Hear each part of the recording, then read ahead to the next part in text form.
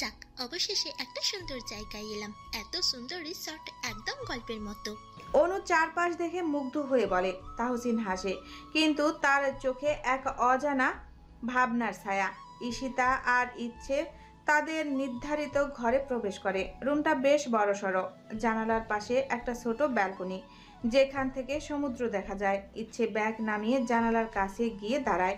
নীল আকাশ আর ঢেউয়ের গর্জন তার মনে এক অদ্ভুত প্রশান্তি এনে দেয়। ঈশিতা এক পাশে বসে বলল, এটা কি স্বপ্ন নাকি সত্যি ভাবতেই পারছি না যে আমরা এখানে। ইচ্ছে হেসে বলে, স্বপ্ন হলেও বেশ ভালো লাগছে, তাই না? অন্যদিকে ধূসর একাই নিজের ঘরে ঢুকে ব্যাগটা রেখে জানালার পর্দা সরিয়ে সমুদ্রের দিকে তাকায়।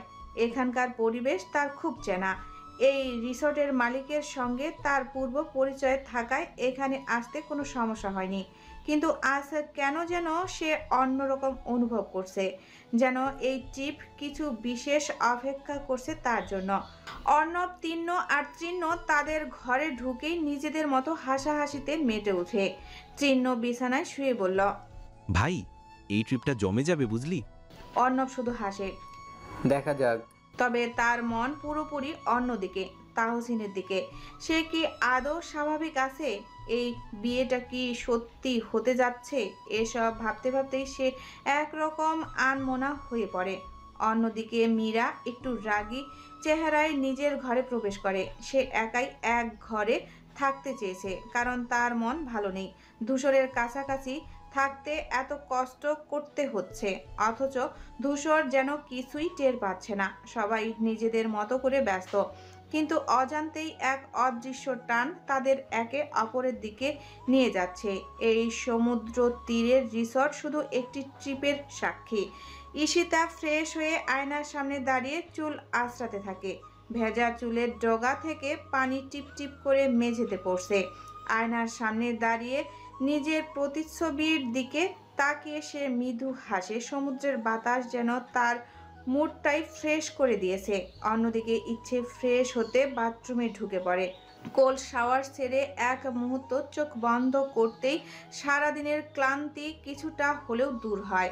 ঠান্ডা পানির ধারা গা বেয়ে নামতে থাকে, যেন সমস্ত অবসাদ ধুয়ে নিয়ে যাচ্ছে বাইরে। ঈশিতা ইচ্ছেকে তাড়া দিতে দিতে বলে, কি রে, এত সময় লাগছে কেন? ভেতর থেকে ইচ্ছে বলল, আসছি, তুই অপেক্ষা কর। ঈশিতা আয়নার সামনে চুল আশ্রে নিচ্ছিল, তখনই বাইরে থেকে তাহসিনের কণ্ঠ শোনা গেল, ইচ্ছে তাড়াতাড়ি বের হ, খিদে লেগেছে, খেতে যেতে হবে। ইচ্ছে ভেতর থেকে বলে উঠল, 2 মিনিট দাও, একদম রেডি হচ্ছি। তাহসিন হালকা বিরক্ত হয়ে দরজার পাশে এসে, 2 মিনিট মানে তোর ক্ষেত্রে 10 মিনিট। চল, দেরি হয়ে যাচ্ছে, সবাই অপেক্ষা করছে। ঈশিতা হেসে বলল, আহারে, ভাবি ভাবি বলে ডাকতে পারলে না, আর এখন সোনা ডাকছো? এইসব বন্ধ রাখ, আগে ইচ্ছেকে বের হতে বল। ইচ্ছে তাড়াহুড়া করে ওয়েট টাওয়াল দিয়ে মুখ মুছে নিল, চুল ঠিকঠাক করে দরজা খুলে বেরিয়ে এলো। তাহসিন সঙ্গে সঙ্গে ওর হাত ধরে টেনে নিয়ে বলল, চলো সোনা, না হলে খেতে দেরি হয়ে যাবে। ঈশিতা মুস্কি হেসে বলল, মা, এতদিন পরে বুঝলাম ইচ্ছে আসলে কত বড় সোনা।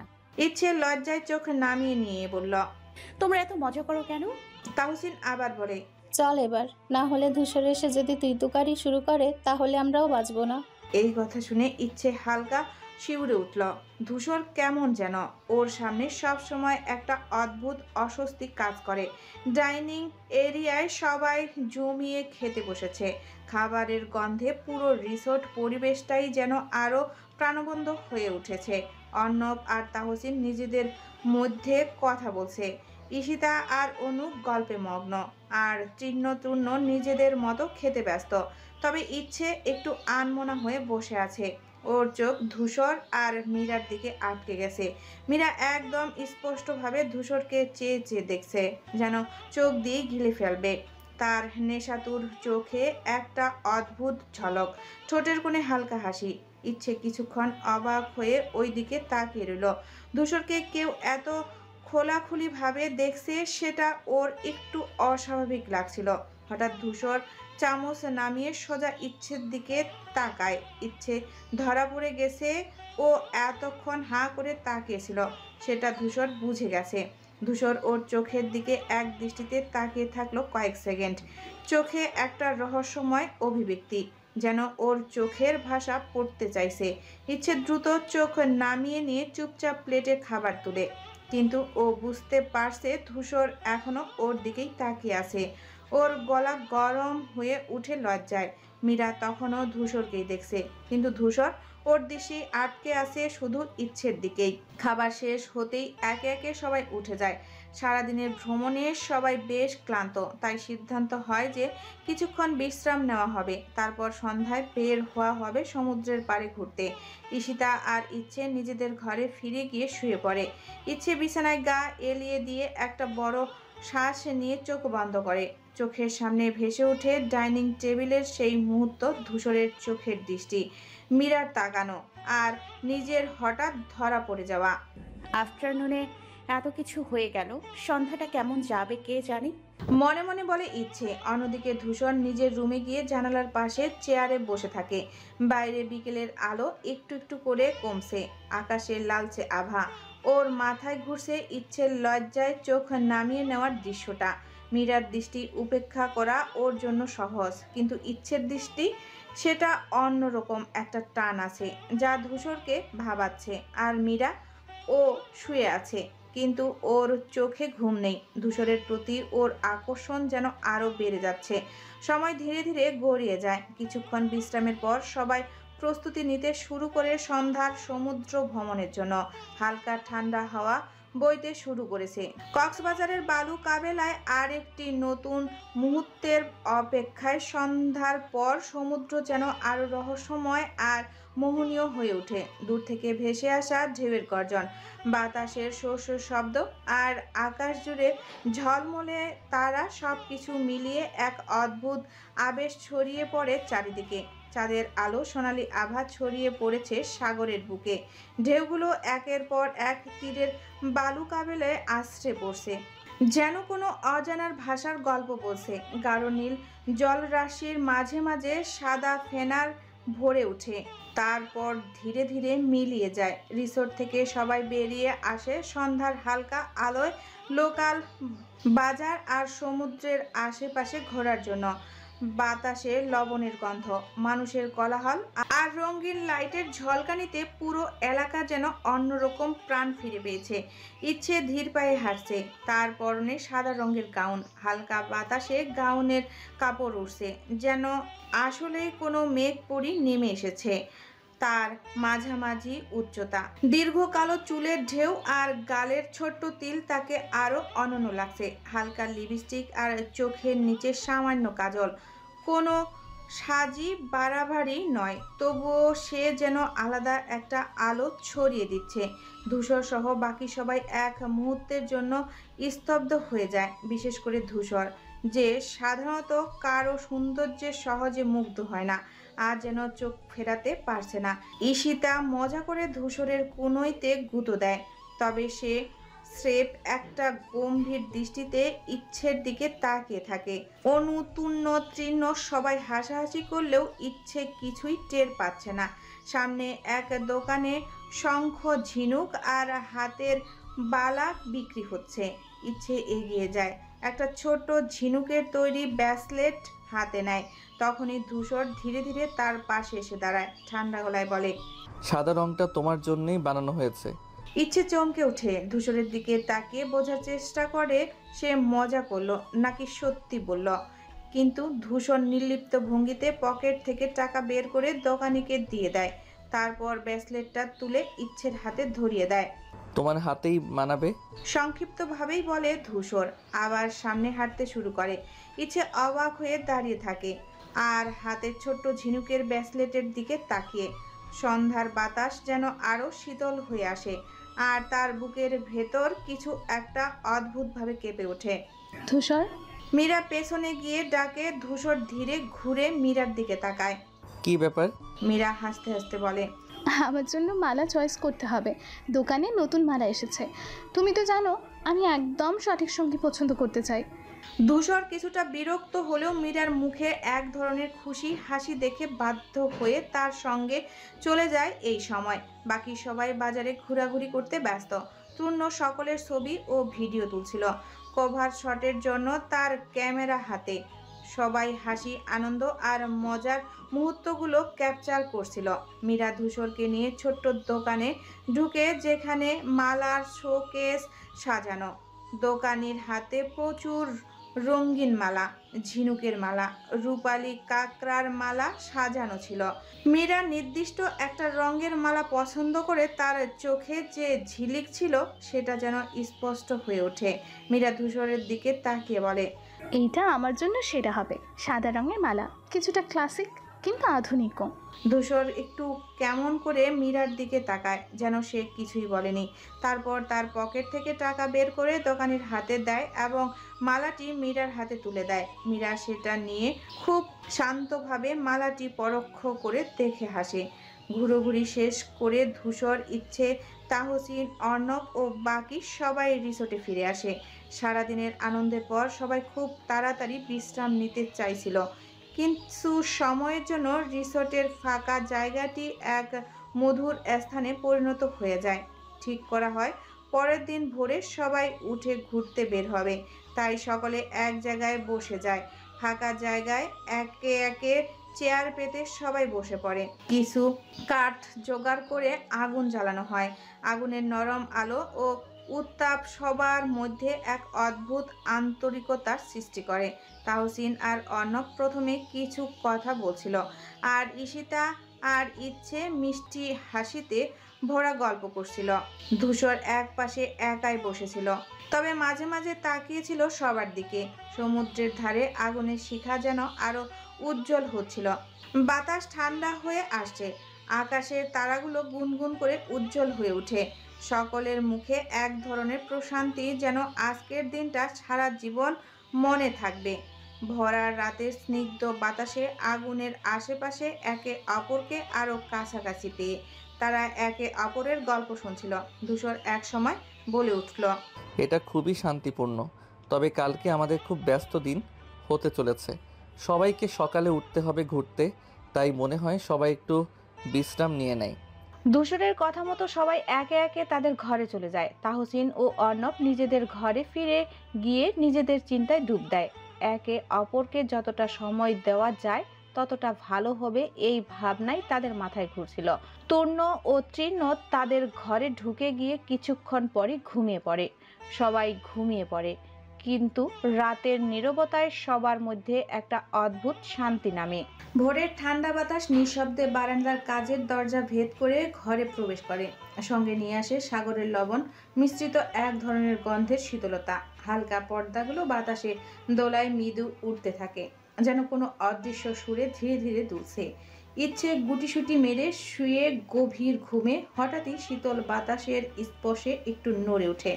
ঠান্ডা লাগায় চোখ বন্ধ রেখেই গায়ের চাদরটা আরো ভালো করে জড়িয়ে নেয়, যেন উষ্ণতার একমাত্র আশ্রয় এটাই। বাইরে থেকে আসা হালকা আলো তার মুখে মিশে এক অপার্থিব শোভা তৈরি করে।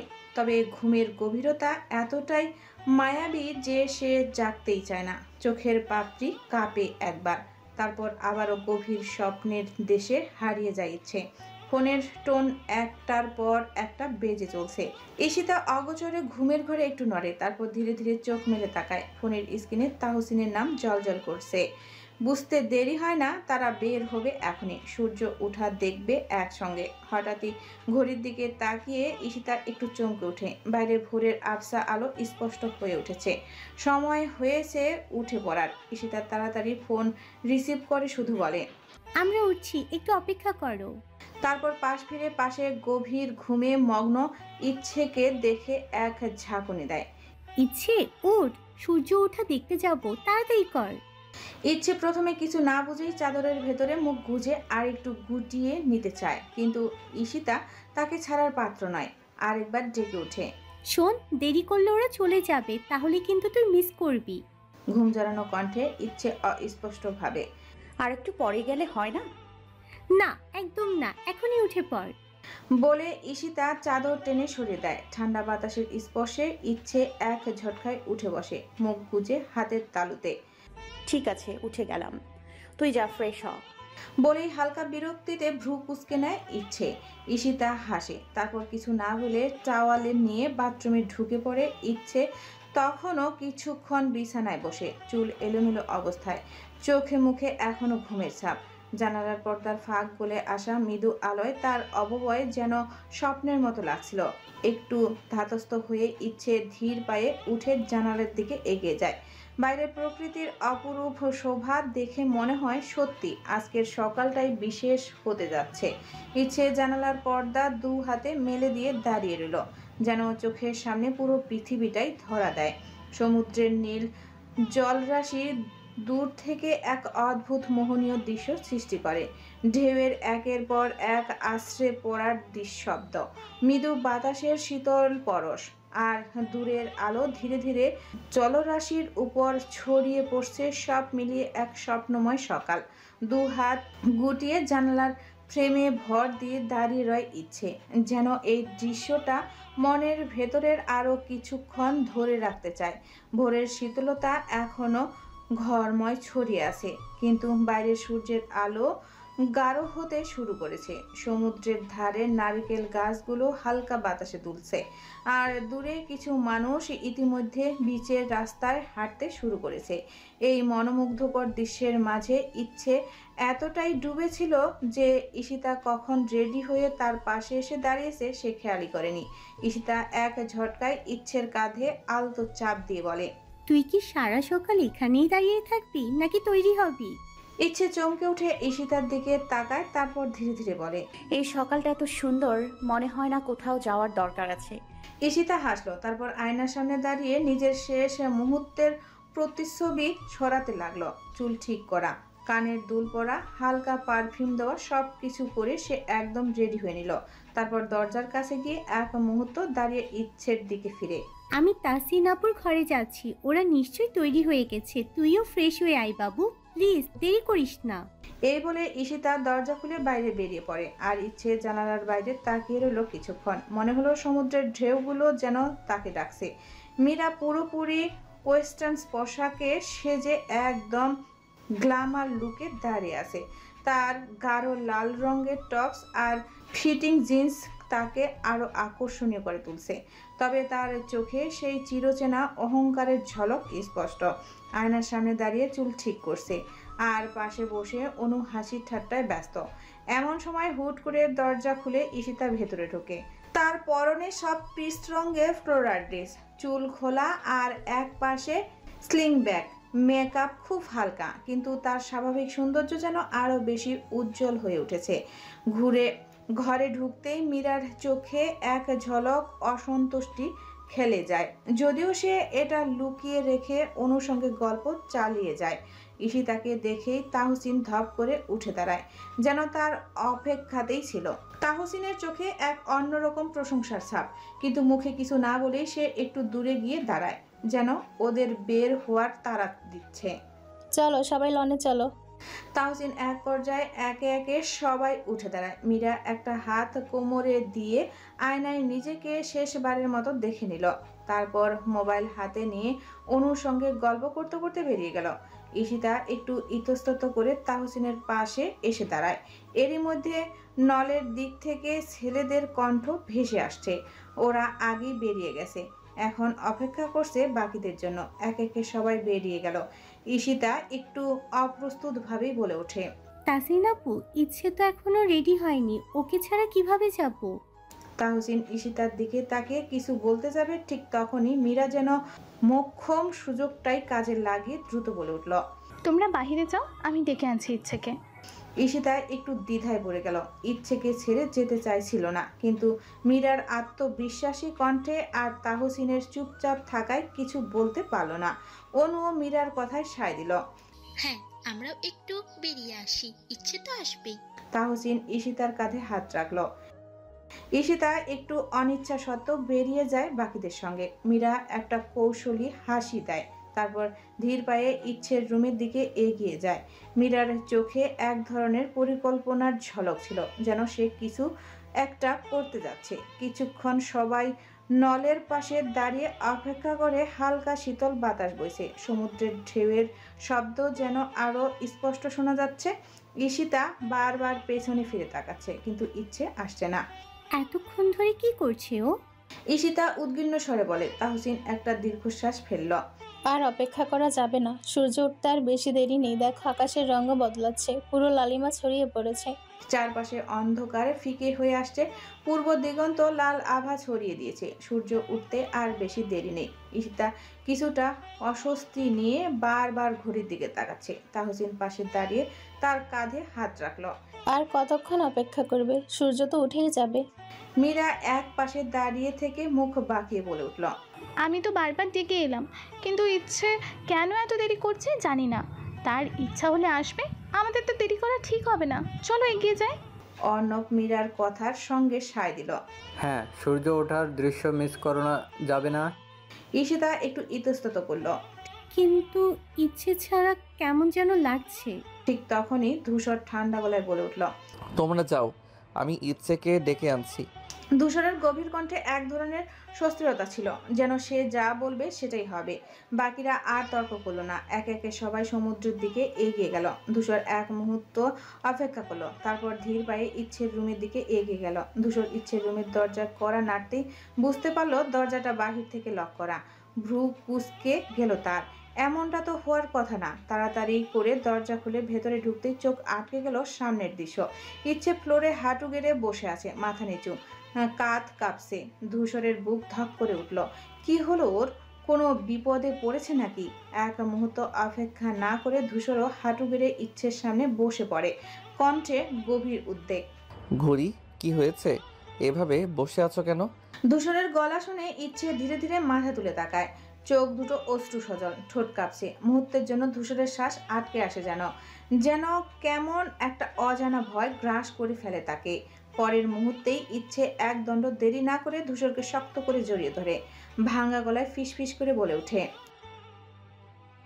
ধূসর ইচ্ছের নরম উষ্ণ শরীরের স্পর্শ অনুভব করে। বুকের ভিতর একটা অদ্ভুত অনুভূতি খেলা করে। সে ধীরে ধীরে এক হাত ইচ্ছের মাথায় রাখলো, অন্য হাত দিয়ে ইচ্ছেকে শক্ত করে আগলে নিল গম্ভীর কণ্ঠে।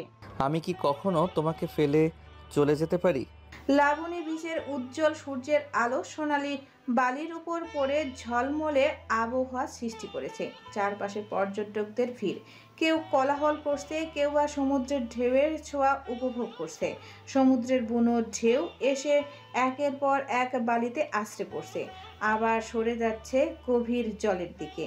বাকিরা আনন্দে মেতে উঠেছে, কেউ পায়ের নিচে বালি নিয়ে খেলা করছে, কেউ বা দল বেঁধে ছবি তুলছে, ভিডিও করছে। তাহসিন, অনু আর ঈশিতা সমুদ্রের কাছে গিয়ে পা ভিজিয়ে হাসাহাসিতে ব্যস্ত। তূর্ণ আর তৃণ্ণ মিলে পুরো পরিস্থিতি ক্যামেরায় বন্দি করছে। আর এক কোণে চুপচাপ বসে আছে ইচ্ছে। সাদা গাউনের আঁচল বাতাসে উঠছে, লম্বা চুল এলোমেলো হয়ে কপালে এসে পড়েছে, কিন্তু সে কিছুই করছে না, শুধু অপলক দৃষ্টিতে ঢেউয়ের খেলা দেখছে। কেমন যেন এক অজানা ভাবনায় ডুবে গেছে সে। তার চোখের সামনে দিয়ে যেন শৈশবের কিছু পুরনো স্মৃতি ভেসে আসে, যেন কোথাও হারিয়ে যাচ্ছে মন। ধূসর দূর থেকে তাকিয়েছিল ইচ্ছের দিকে। ধূসর লক্ষ্য করে ইচ্ছের মুখের অভিব্যক্তি আগের মতো উজ্জ্বল নেই। ধূসর ধীরে ধীরে ইচ্ছের দিকে এগিয়ে আসে। একটি ছায়া ইচ্ছের সামনে এসে পড়তেই ইচ্ছে চমকে তাকায়। ধূসর কিছু না বলেই পাশে বসে পড়ে, সমুদ্রের দিকে তাকিয়ে বলে, চলো না, সবাই মিলে ছবি তুলবো। ইচ্ছে এক মুহূর্ত চুপ করে রইল, তারপর ধীরে মাথা নাড়িয়ে উঠে দাঁড়ায়। ধূসর মৃদু হেসে তার হাতটা ধরে সামনের দিকে এগিয়ে চলে, যেখানে সবাই অপেক্ষা করছিল। কিছুক্ষণ ঘোরাঘুরি করে তারা সিদ্ধান্ত নেয় যে সকালের ব্রেকফাস্ট হবে সমুদ্রের টাটকা মাছ দিয়ে। তাই সবাই মিলে কাছের এক রেস্টুরেন্টে যায়। রেস্টুরেন্টটি সমুদ্রের ঠিক পাশে, বাতাসে লবণের গন্ধ ভাসছে, আর ঢেউয়ের শব্দ যেন এক প্রশান্তির সুর বেঁধে দিয়েছে। রেস্টুরেন্টে বসেই সবাই মেনু দেখছে। তাহসিন আর অর্ণব ফ্রেশ গ্রিল ফিশের কথা বলতেই তূর্ণ উচ্ছ্বাসিত হয়ে ওঠে। ভাই, আসল মজা তো সামুদ্রিক মাছের ভাজা আর ঝাল দিয়ে। চিহ্ন তাতে সায় দেয়। ইচ্ছে অবশ্য চুপচাপ বসে আছে, মেনুর দিকে তাকিয়ে। ধূসর এক নজরে বুঝে ফেলে সে কি ভাবছে, হালকা হেসে বলে, ঘড়ি, তুমি কি খাবে নাকি আমি অর্ডার করে দেই? ইচ্ছে একটু লজ্জা পেয়ে বলে, একটু পরই খাবার চলে আসে সামুদ্রিক মাছের ঝাল কারি, কাঁকড়ার ফ্রাই, সাথে নরম গরম পরোটা আর ডাল। সকলে মিলে জমিয়ে খেতে শুরু করে। খাবারের স্বাদ এতটাই অসাধারণ যে সবাই খাবার মাঝেই একে অপরের প্রশংসা করতে থাকে। খাওয়া শেষে সবাই কিছুক্ষণ বিশ্রাম নেয়। তারপর মীরাই প্রথমে বলে ওঠে, আজকে কিন্তু গোসল না করলে চলবে না। তাহসিন সাথে সাথে বলে, সেটা তো ঠিক, এসেছি যখন তখন পুরো মজা নিতে হবে। তাহলে চল, সমুদ্র আমাদের ডাকছে। তৃণ্য বলে ওঠে আর সবাই একসাথে রওনা দেয় বিশাল নীল জলরাশির দিকে, যেখানে ঢেউগুলো যেন অপেক্ষায় আছে তাদের স্বাগতম জানানোর জন্য। তবে তার আগে সকলেই নিজ নিজ রুমে গিয়ে দ্রুত ড্রেস চেঞ্জ করে নেয়।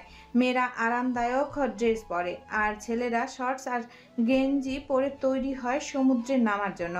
সকলে উল্লাসে মেতে ওঠে, যেন অপেক্ষার অবসান হলো। সমুদ্রের ঠান্ডা জলে পা ডুবিয়ে প্রথমেই আনন্দের ঢেউ উঠে তাদের মধ্যে।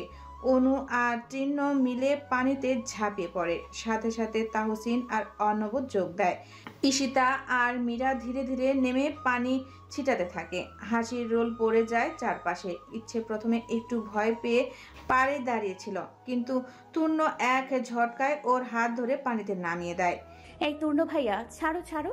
ইচ্ছে চেঁচিয়ে ওঠে, কিন্তু ততক্ষণে পানি ওর হাঁটু ছাড়িয়ে গেছে। ধূসর এক পাশে দাঁড়িয়ে সবাইকে দেখছিল, ওর মুখে হালকা হাসি। সে পানিতে নামলেও খুব বেশি হইচই করছিল না, বরং অন্যদের আনন্দ উপভোগ করছিল। কিছুক্ষণ পর একে একে সবাই পানিতে মজা করতে ব্যস্ত হয়ে পড়ে। কেউ ঢেউয়ের সাথে পাল্লা দিয়ে দুলছে, কেউ পানির ছিটা দিয়ে খেলছে, আবার কেউ ছবি তুলছে। তবে ঠিক তখনই ধূসর হঠাৎ থমকে দাঁড়ায়। ওর চোখ সামনে জলরাশির দিকে আটকে যায়। ঢেউয়ের গভীরে কিছু একটা যেন নড়াচড়া করছে। পাশে তাহসিন চিল্লিয়ে উঠে, দূর থেকে পর্যটকদের আওয়াজ। তবে ধূসর এক দৃষ্টিতে তাকিয়ে থাকে, যেন কিছু খুঁজে বের করার চেষ্টা করছে। বাতাস হালকা থমকে আসে, ঢেউয়ের শব্দের মাঝে যেন এক চাপা উত্তেজনা লুকিয়ে। তূর্ণ মজা করতে করতেই ধূসরের ফ্যাকাশে মুখের দিকে তাকায়, বিস্ময়ে বলে ওঠে, কি হলো? তুই এভাবে তাকিয়ে আছিস কেন? ধূসর কোনো উত্তর দেয় না, শুধু সামনের জলরাশির দিকে এক দৃষ্টিতে তাকিয়ে থাকে। ধূসরকে অনুসরণ করে তূর্ণও তাকায়, বাক্য শূন্য হয়ে পড়ে। ধূসর যেন কোনো কিছু না ভেবেই সামনের দিকে পাগলের মতো জলরাশি ভেদ করে এগিয়ে চলে। এক মুহূর্তের জন্য সবকিছু থেমে যায়, সময় যেন আটকে থাকে ঢেউয়ের সাথে। বিশাল ঢেউ আছড়ে পড়ছে সমুদ্রের তীরে, যেন প্রকৃতি কোনো অজানা বার্তা দিচ্ছে। একের পর এক উঁচু ঢেউ উঠে আবার ফিরে যাচ্ছে, গভীর স্রোতের বাতাসের বেগেও ক্রমশ বাড়ছে। চারপাশে এক অদ্ভুত শিহরণ ছড়িয়ে পড়েছে। পর্যটকরা একে একে বিচ ছেড়ে নিরাপদ জায়গায় সরে যেতে শুরু করে। কেউ দৌড়ে, কেউ আতঙ্কি কণ্ঠে সঙ্গীতের ডাকে। ঢেউয়ের গর্জন, বাতাসের শো শো শব্দ আর মানুষের ব্যস্ত পথচারণায় পুরো পরিবেশটা যেন বদলে যাচ্ছে এক অজানা রহস্যের আভাস নিয়ে। পরিবেশ মুহূর্তের মধ্যে বদলে যেতে থাকে। শান্ত সমুদ্র হঠাৎই উথাল হয়ে ওঠে, বাতাসের গতি ভয়ঙ্কর রূপ নেয়। দূর থেকে ভেসে আসা সতর্কবার্তা, সৈকতে রেড অ্যালার্ট জারি করা হয়েছে, যেন কিছু অঘটন ঘটতে চলছে। পর্যটকদের মধ্যে চাঞ্চল্য ছড়িয়ে পড়ে, অনেকেই দিশেহারা হয়ে এদিকে ওদিকে ছুটাছুটি শুরু করে। সমুদ্রের উতাল ঢেউগুলো যেন আরো তীব্র হয়ে ওঠে, আকাশের রঙও বদলে গিয়ে এক অজানা আশঙ্কায় ইঙ্গিত দিচ্ছে। ধূসর দিকবিদিক শূন্য হয়ে সামনের দিকে সাঁতরাতে থাকে। ধূসরের চোখ শুধু এক জায়গায় আটকে আছে, ইচ্ছে। বিশাল এক ঢেউয়ের আঘাতে ধীরে ধীরে ভারসাম্য হারিয়ে পানির গভীরে তলিয়ে যাচ্ছে। ইচ্ছের অসহায় দৃষ্টি ধূসরের হৃদয়ে কাঁপন ধরায়। আতঙ্কের রক্ত হিম হয়ে আসে। সমুদ্রের গর্জন, বাতাসের তীব্র শো শো শব্দ আর পেছন থেকে পর্যটকদের চিৎকার সহ মিলিয়ে যেন এক বিভীষিকাময় পরিস্থিতির সৃষ্টি হয়েছে। ধূসর এক মুহূর্ত দেরি না করে বন্য ঢেউ উপেক্ষা করে আরো দ্রুত এগিয়ে যায়। শরীর যেন জলরাশির বিরুদ্ধে যুদ্ধ চালিয়ে যাচ্ছে। একমাত্র লক্ষ্য ইচ্ছেকে জীবিত ফিরিয়ে আনা। অন্যদিকে সাঁতার জানলেও ভয়ে ইচ্ছে যেন সব কিছু ভুলে গেছে। হাত পা অবশ হয়ে আসছে, বুকের মধ্যে দম দম বন্ধ হয়ে যাচ্ছে। ঢেউয়ের তীব্র আঘাত ক্রমশ পানির নিচে তলিয়ে যেতে থাকে। ইচ্ছে ঠান্ডা ভয়ঙ্কর নোনা জল ফুসফুসে ঢুকে যেন তার সমস্ত শক্তি কেড়ে নিতে থাকে। তবে আধো আধো চোখ সামনে তাকাতেই দেখতে পায় ধূসর। তীব্র স্রোতের বিপরীতে ধূসর উন্মাদের মতো সাঁতরে আসছে তার দিকে, যেন প্রাণপণে সময়ের সঙ্গে লড়াই করছে।